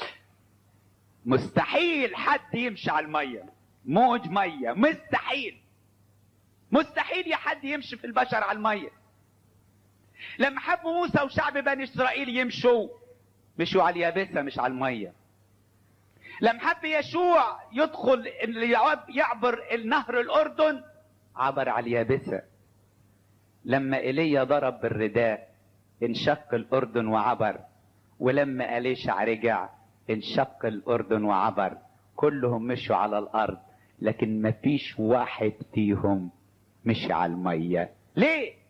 قال لك الفراعنة قالوا ده مستحيل بقى، مستحيل واحد يمشي على المية. وإذا كانوا الفراعنة بيقولوا مستحيل واحد يمشي على المية، ربنا يقول لإبراهيم في تكوين 18:14 هل يستحيل على الرب شيء؟ يبقى هنا السؤال. يبقى اللي يقدر يركب المستحيل هو الرب وحده وليس سواه. هو ده. اشمعنى؟ اصل يمشي على البحر دي صعبة. ليه؟ لان البحر بيقول عنه كده في الكتاب، واخد بالكم؟ يقول عنه الباسط السماوات وحده. سفر ايوب 9 الباسط السماوات وحده، الماشي على اعلى البحر، يعني اعلى موجة على البحر يمشي عليها. ده بطرس يا احبائي حب يمشي على المية، قال له ممكن تخليني امشي على المية؟ قال له اه طبعا، بص لي، طول ما انت باصص لي تمشي على المية، لكن تحول نظرك من عندي مش هتمشي على المية. يا احبائي هذه المعجزة تبقى من 3 معجزات. ليه؟ اول معجزة شافوا يسوع ماشي على البحر، وكونهم يشوفوا يسوع ماشي على البحر يعني بيقول لهم الامواج اللي خايفين منها تحت رجلي، انا دايس عليها، انا دايس عليها برجليا. نمرة 2 خلى بطرس يمشي على المية. نمرة 3 اول ما دخلوا السفينة يقول لك صار هدوء عظيما. وايه كمان؟ اقرا الايه. بمجرد ما دخلوا السفينة صارت السفينة الى الارض التي كانوا ذاهبين اليها. يوحنا 6:21. يعني حتى السفينة اللي في وسط البحر بص له هو واقف على ايه؟ واقف على الشاطئ. معجزة فيها معجزة نقل، معجزة قوة يا احبائي. ودي المعجزات اللي تبين ان ربنا بقدرته يقدر يا احبائي. في آية جميلة جدا بيقولها الكتاب المقدس. عارف يقول لك ايه عليه؟ يقول عنه المخضع كبرياء البحر. يعني ايه مخضع؟ يعني خلي كبرياء البحر. عشان كده يقول له كده في مزمور 89 يا رب اله الجنود من مثلك انت متسلط على كبرياء البحر، عند ارتفاع لجده انت تسكنها. كلمة تسكنها يعني ايه؟ تبقى تسكن. سلطان ما بعده سلطان. نمرة 6 سلطانه على الشياطين. المسيح يسوع عمل 7 معجزات اخراج شياطين، والسبعة ده رمز ايه؟ الكمال. اول معجزة متى 9:32 شفى اخرس مجنون. ثاني معجزة شفى المجنون الاعمى الاخرس في لوقا 11. ثالث معجزة شفى اللي بيه روح نجس في المجمع مرقس 1. رابع معجزة شفى مجنون بلدة الجدريين. خامس معجزة شفى المرأة المنحنية اللي كان رابطها الشيطان. سادس معجزة شفى من الروح النجس ابنة الكنعانية. اخر معجزة في متى 17 شفى الولد المصروع اللي كانوا التلاميذ مش عارفين يشفوه، وقال لهم هذا الجنس لا يخرج بشيء الا بالصلاة والصوم. لما عمل المعجزات في كل معجزة وخصوصا في متى 9 يقول لك فتعجم الجموع قائلين لم يظهر قط مثل هذا في اسرائيل. ليه؟ مرقس 1 المسيح قال للروح النجس اللاجئون، انا هقف عندها شوية. عارف قال له ايه؟ قال له اخرج من الانسان. فالشيطان قال له لا، كلمة تقول لي اخرج من الانسان، طب وما انا هعمل ايه في الارض لما تطلعني عن كل انسان؟ اصل الانسان يعني ما تقربش عن عند اي انسان. يا ريت قال له اخرج من هذا الانسان كان خرج. قال له اخرج من الانسان، قال له لا دي مش وقتها، انت كده اتيت قبل الاوان علشان تهلكنا، انت كده بتوقف عملنا. احنا نعرف ان العمل هيجي بعدين، لسه لنا فرصة تاني نشتغل. طب يعني يسوع غلط لما قال له اخرج من الانسان؟ لا، بس الشيطان استأذنه. قال له انت عايزني اخرج من الانسان؟ قال له اه. قال له وانا موافق بس اديني اذن اخرج من الانسان اللي يعيش انسان وادخل في الانسان اللي يعيش خنزير. اديني فرصة ادخل في الخنازير لكن ما تاخدهاش عامة. قال له خلاص الانسان اللي يعيش خنزير ادخل فيه. ولما دخل في الخنازير اي البشر اللي بيعيشوا بفكر الخنازير، وفكر الخنازير فكرين: النجاسة وعدم النظر للسماء. لا، الخنزير يشوف السماء يخرس، يبص في الارض يصوت ويخرب الدنيا. في ناس كده يتكلم بربان يحكي مع كل الناس، تقول له صلي يقول لك اقول ايه مش عارف. يجي عند ربنا ويحصل له خرزان، حياة خنازيرية، يدور ورا القذارة والرمم والنتانة والعفن ويجري وراها. هات خنزير كده حميه بالشامبو وسرح له شعره وحط له فيونكة وحط له ريحة وسيبه كده، علمه النظافة لمدة 2-3 وأول ما تفتح له الباب يدور على أول نقاعة ولا أول حتة فيها قذارة وينزل يتحط فيها. إيه ده؟ ما اتعلمتش؟ قال لا، أنا قلبي خنزير. شيل قلبي وأنا في قذارتي وحط لي قلب خروف، هتلاقيني كرهت النجاسة. قلبا نقيا اخلق فيا يا الله، وروحا مستقيما جدد في داخلي. من يعلم قلب الإنسان وهو نجيس. لما دخل في الخنازير، الخنازير عملوا ايه؟ اندفعوا في البحر وغرقوا. فالإنسان اللي يعيش حياة خنزيرية هيدخل يندفع في بحر العالم ويغرق في العالم ويهلك ويضيع وتنتهي حياته. يبقى السبب ان يسوع قال له اخرج، ارجع لمرقس 1، قال له اخرج من الانسان. قال له لا بقى، ده انت كده قفلتها لي بالضبه والمفتاح على راي المثل. طب لما اخرج في الانسان ادخل فين تاني؟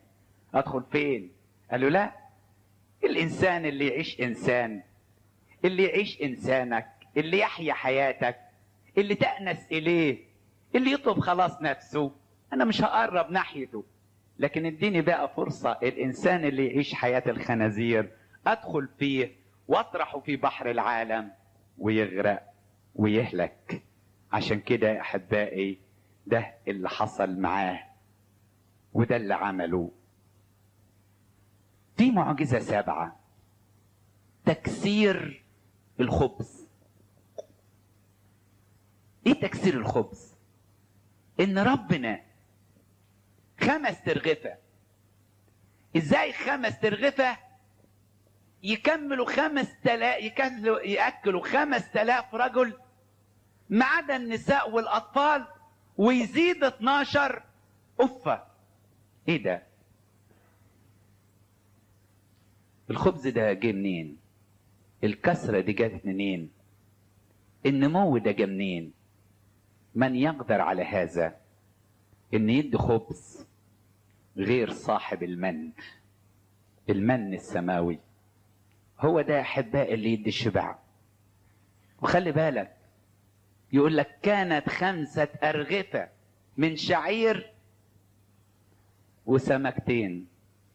السمكة مكتوبة في اللغة اليونانية بسارية، في اللغة الإنجليزية سلطة فيش، في اللغة العربية ملوحة، صرتين ملوحة، يعني سمك مملح. عارفين كان عندنا في الصعيد الراجل اللي يدور بالملوحة ويقول ايه؟ خربت المشنة يا ملوحة. المشنة يعني اللي بياكل رغيف في الملوحة ياكل رغيفين 3. فتصور لما يبقى فسيخ ويبقى عيش و5000 وياكلوا وهي بتاكل كتير، وكلكم بتجربوها في شم النسيم، بتجيبوا كميه عيش الضعف اكتر عشان اللي عايز ياكل فسيخ، اللي عايز ياكل ملوحه، وياكلوا 5000 وتزيد 12 قفه من الكسر.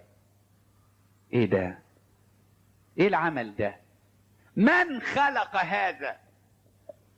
مش ده الخالق الذي يعطي الشبع؟ اعطى كلمة للحياة واعطى كلمة للشبع. اعطى كلمة للشبع لانه لم يصرفهم فارغين، وعمل معجزتين. وعلى فكرة المعجزتين اتذكروا في ال4 اناجيل. المعجزة الاولى بتاعت 5000 والمعجزة الثانية بتاعت ايه؟ 4000. ودي معجزة الشبع. بلا شك ان الله خلق خبز. في بداية خدمتي اول حتة اروح اخدم فيها رحت الزبالين في المقطم. كان ابونا سمعان لسه لا راح ولا شاف، فرحنا نعمل خدمة. خدنا عشة من العشش وجمعناهم فيها وقعدنا. وفاكر وانا اول مرة احكي لهم حكيت لهم قصة 5 خبزات والسمكتين وانا بتكلم بعبط. ليه؟ لان تصور لي ان الناس الزبالين دول فقراء مش لاقيين ياكلوا. ما كنتش اعرف انهم من ايه؟ من الاغنياء، فكنت فاكرهم فقراء مش لاقيين ياكلوا. فعايز اقول لهم ان بركة الرب تغني. فانا جيت قعدت معاهم وبحكي لهم، وانا بحكي لهم القصة وهم حواليا. وبعد كده بقول لهم 5 ترغفة اكلوا 5000 رجل ما عدا النساء والاولاد. بصيت لقيت راجل من اللي قاعدين كبير كده اول مرة يسمعها، تنح كده ورفع لي ايده. بقول له نعم. قال لي ليه؟ رغيفه كان من هنا الاسكندرية ولا ايه؟ هو الراجل تصور ان الرغيف طويل واصل لغاية اسكندرية، امال ياكل ازاي؟ قلت له لا، دي خبزات صغيرة، لكن الله يستطيع ويقدر ان يخلق. يستطيع ان يقدر ان يخلق، وده عمل الخالق. فاكرين موسى النبي اول ما ضرب التراب طلع البعوض؟ السحرة قالوا دي اصبع الله، لان اللي يخلق هو الله، وهنا بيدي خبز. نمرة 7 قربت اخلص. سلطانه على الموت. ده بقى اكبر سلطان على الموت. ليه؟ لان العهد القديم قال ادبا ادبني الرب والى الموت لم يسلمني. حقيقي ايليا اقام ميت واليشع اقام ميتين، لكن كانوا بيقيموا الميت بالصلاة والتضرع، ويمشي ويتمشى في الأوضة ويتمدد على الطفل ويتضرع ويتذلل إلى الله لكي يقيموا. أما سلطان يسوع فكان سلطان الآمر، وورانا سلطانه على الموت في مراحله 3. المرحلة الأولى وهي ميت على السرير، ابنة ييروس. جم قالوا له ما تتعبش المعلم، البنت ماتت. ليه؟ أصل العهد القديم واضح، أدبا أدبني الرب وإلى الموت لم يسلمني. لكن أول ما يموت لازم نعمل إيه؟ نسلم. فاكرين داوود لما كان الولد عيان كان بيتذلل وبيصلي وبيتضرع ويا رب اشفيه. اول ما شافهم قال لهم الواد مات اياك. قالوا له قام حلق وغسل وشه ولبس، وقالوا له هات لهم هاتولنا ناكل. ايه ده يا مولاي؟ وهو عيان كنت حزين، ولما مات قمت فرحان؟ قال طبعا، هو عيان كنت بترجاه، لكن بعد ما مات خلاص انتهت. انا ذاهب اليه اما هو فلن يرجع الي. يبقى الموت محدش يقدر يرجع، لكن عند السيد الرب للموت مخارج. خلي بالك، مخارج مش مخرج. خرج الروح اول ما وصلت في ابنة ييروس، قال له ما تخافش، الطفلة نائمة. ومما يدل ان الطفلة ماتت انهم ضحكوا عليه. عارف لو ما كانوش ضحكوا عليه كانوا قالوا دي يمكن كانت في غيبوبة وفوقها. قالوا له ازاي؟ دي ماتت وشبعت موت، دي غمضنا لها عينيها وفردنا لها ايديها وضمنا لها بقها وربطنا منديل والجسم بدأ يتخشب خلاص، منتظرين لما يجي الراجل نحطها في الصندوق ونروح ندفنها، دي ميتة. واخرج الجميع ووقف للبنت، لا صلى ولا طلب، وقال لها ايه؟ طليسة قومي يا صبية، يا صبية قومي. قامت. قال لهم ادوها تاكل. ياه، طب ما يمكن دي ميتة ورور كده لسه صاحية، لسه جسم سخن برضه شوية. لا، الموت التاني كانوا رايحين لابن أرملة نايين وهم في سكته للأرض. يعني له سلطان عند الموت، وله سلطان عند الدفن، وله سلطان بعد الدفن، سلطان كامل. فهنا يا أحبائي هم ماشيين في السكة طلع لهم ده بقى، غسلوه وكفنوه وحطوه في الصندوق ورايحين علشان يدفنوه. وهم رايحين يدفنوه طلع لهم يسوع. لو خلي بالكم، لما طلع يسوع كان المفروض ان يسوع يعمل ايه؟ يلمس النعش ويقول له ايها الشاب لك اقول قم. لا، ما عملش كده. عارف الست بتصوت وتلطم وتشيل التراب ويقول لها ايه؟ يا امرأة لا تبكي. ده كلامه. واحدة غيرها كانت شتمته.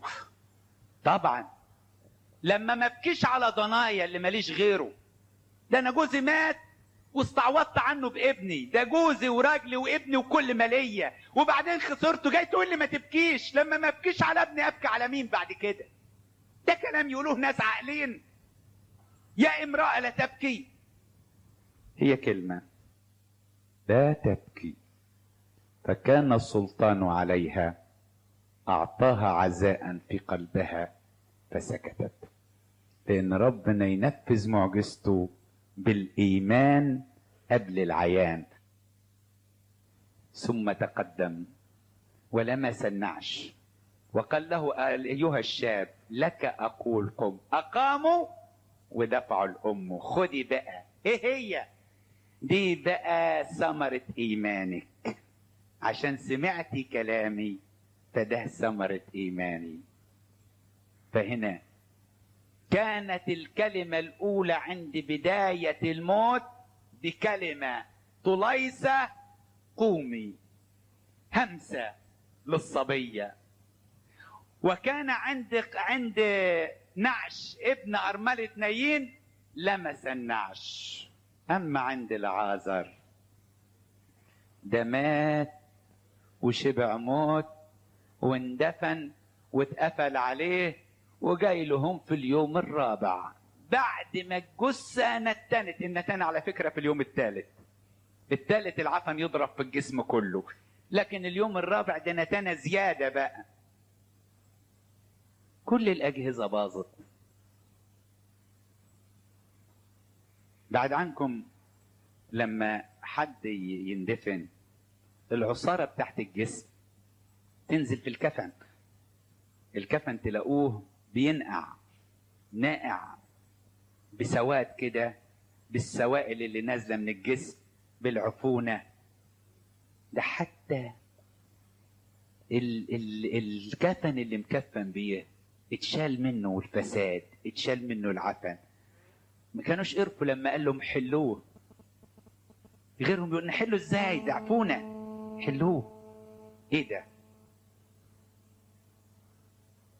وعند قبر العازر ربما البعض يقول ان يسوع صلى. لا، يسوع قال ايها الاب انا اعلم انك سمعت لي وتسمع لي في كل حين، وبقول لك كده عشان ما يقولوش ان احنا اتنين، عشان انا فيك وانت فيا، لكي يعلم الجميع انك ارسلتني. وبعدين عند العازر صرخ بصوت عظيم. ايه ده؟ اصلي البنت كانت لسه نازله في الهاويه في بدايتها، والتاني كان نزل له 3 4 5 ساعات، لكن ده نزل وراح 4 ايام. فبيناديله من على بعد لعازر هلم خارجا. يا جمال روح الله، ما يقولش خرج لعازر، يقول خرج الميت. الميت خرج وهو مربوط اليدين والرجلين. بل أستطيع أن أقول على هذه الصورة في اليوم الأخير سيسمع الجميع صوت ابن الله والسامعون يحيون. خلوا بالكم إن يسوع يا أحبائي حضر أفراح لكن ما حضرش جنازات. لم يشارك في جنازة، لأن مش ممكن رب الحياة يشارك في جنازة والميت يفضل ميت. ما دام دخل الجنازة تتحول الجنازة إلى فرح. ولما دخل الفرح أعطاهم الفرح، فهو فرحنا في كل حين، له كل مجد وكرامة من الآن وإلى الأبد.